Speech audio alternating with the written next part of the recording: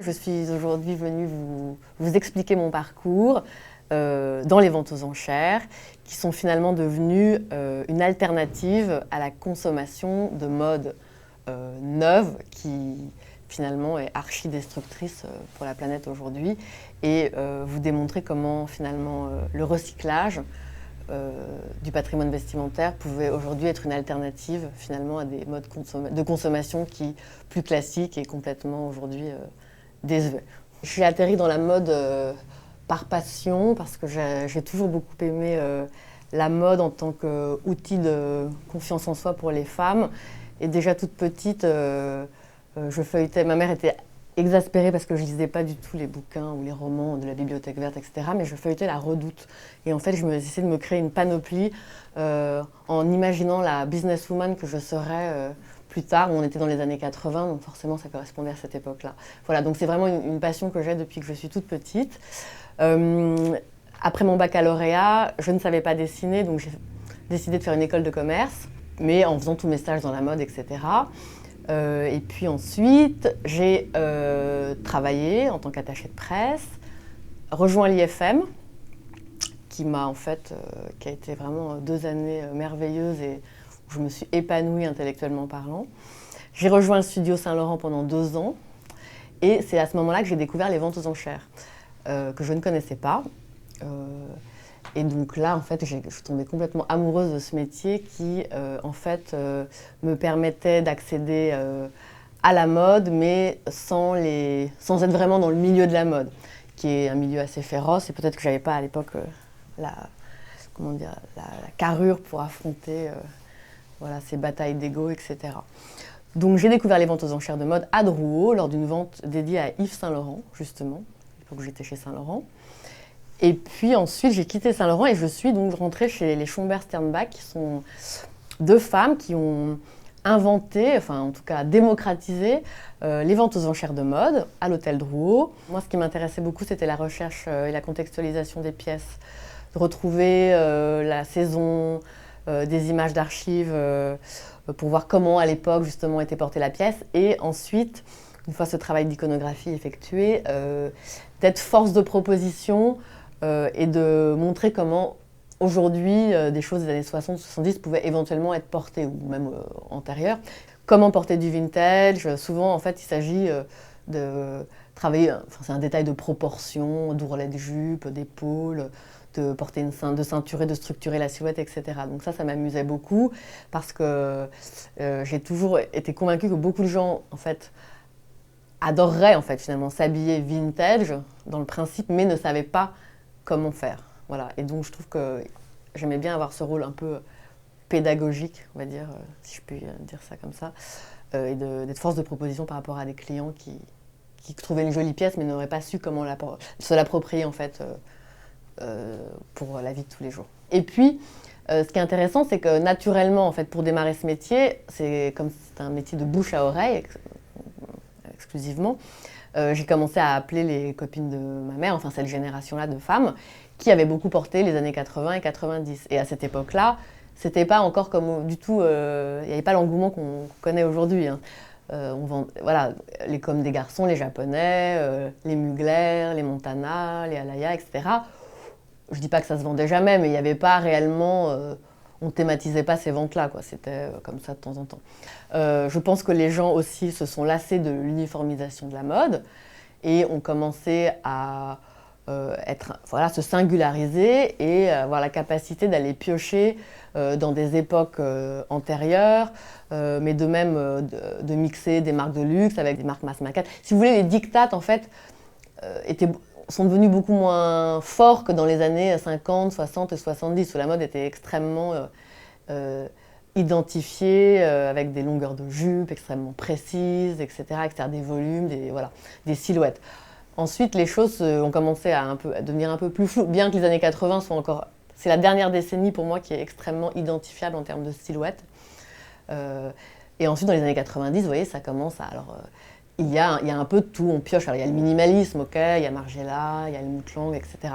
Mais en fait, ça touche une élite de gens de la mode. Je pense que dans la rue, les gens ont commencé à pouvoir davantage s'habiller comme ils avaient envie en fait. C'était moins autoritaire comme discours de la part des maisons, qui elles-mêmes aussi empruntaient beaucoup plus à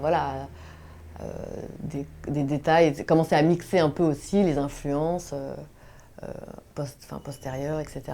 Les marques de luxe, les marques de prêt-à-porter de luxe, sont censées proposer un marketing de l'offre, c'est-à-dire elles se différencient par la création. Et ensuite, en fait, ça a vraiment été important comme mutation. Les gens, donc tous ces Zara, H&M, etc., pour ne pas les citer, en fait, finalement, ne font que reprendre les tendances lancées par ces grandes maisons et pour les diffuser ensuite donc, dans le monde entier. C'est-à-dire qu'en fait, il y a une uniformisation de l'offre. Elle n'est pas que française, bien sûr, elle est mondiale.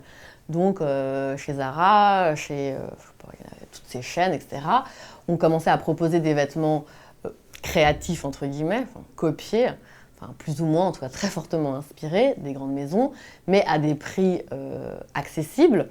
D'une part, parce qu'en fait, ils délocalisaient la production, ça permet d'être très compétitif en termes de prix, et d'autre part, oui, en ayant un nombre de boutiques, en vendant une quantité folle de vêtements qui permet aussi d'avoir des économies d'échelle importantes et proposer une mode ultra accessible. Donc peut-être évidemment un autre élément qui a favorisé, je pense, l'émergence du vintage en mode, c'est l'uniformisation de l'offre, comme on le disait, et le fait qu'en fait les gens peut-être en avaient assez de voir finalement les mêmes vêtements portés au bureau par je sais pas, leurs collaborateurs ou dans leur vie privée, etc. Et puis peut-être aussi, comme je vous disais, peut-être un rapport à la mode un peu différent, ou peut-être Bon, je parle beaucoup des femmes, parce que les hommes, peut-être, c'est moins vrai pour eux.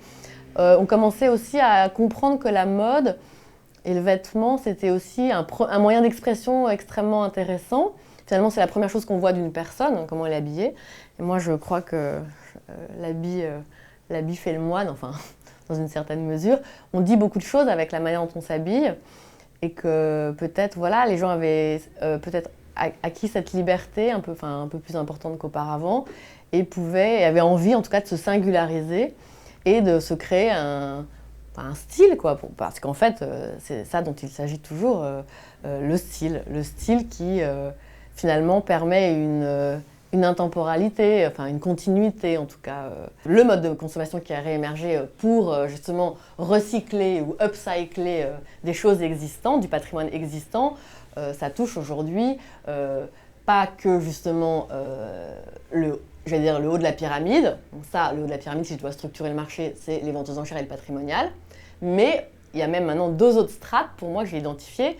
Vous avez les marques de luxe, je sais pas, Gucci, Céline, etc., qui sont vendues essentiellement, en tout cas en France, par cet acteur qui est Vestiaire Collective, où en fait les gens proposent des choses qu'ils ont déjà achetées et qui, pour des gens qui veulent, qui vont s'approprier en fait la pièce, mais qui peut avoir 1 an, 2 ans, 5 ans, 10 ans, 15 ans, bref.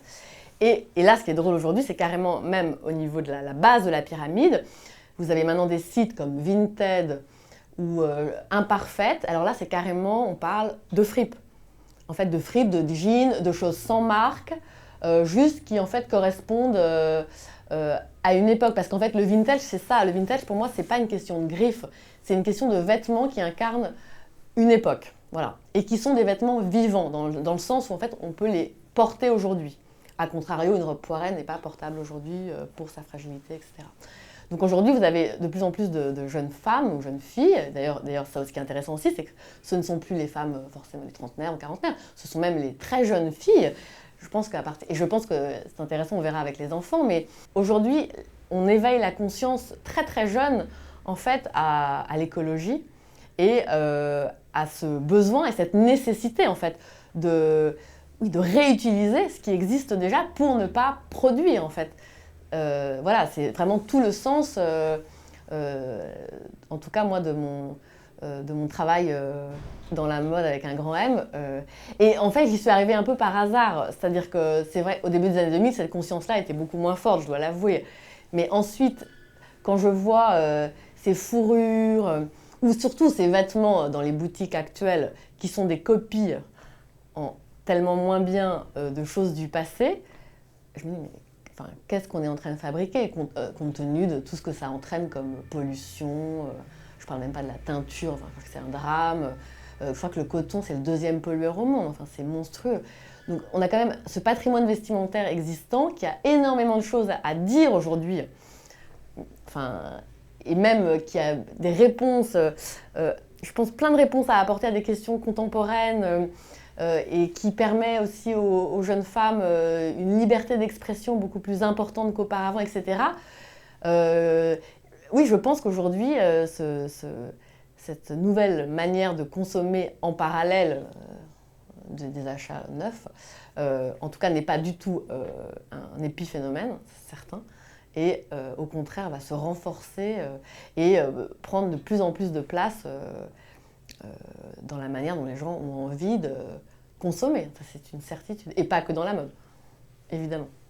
Enfin, pour conclure, je dirais que l'enjeu principal dans la mode pour le XXIe siècle serait de relever les défis liés à l'économie immatérielle ou capitalisme cognitif, c'est-à-dire aller puiser dans le patrimoine, en fait, les réponses, ou en tout cas les éléments qui vont nous permettre de sauvegarder la planète en finalement encourageant une consommation différente, plus consciente, plus écologique et qui vraiment suscite moins de gaspillage. Voilà.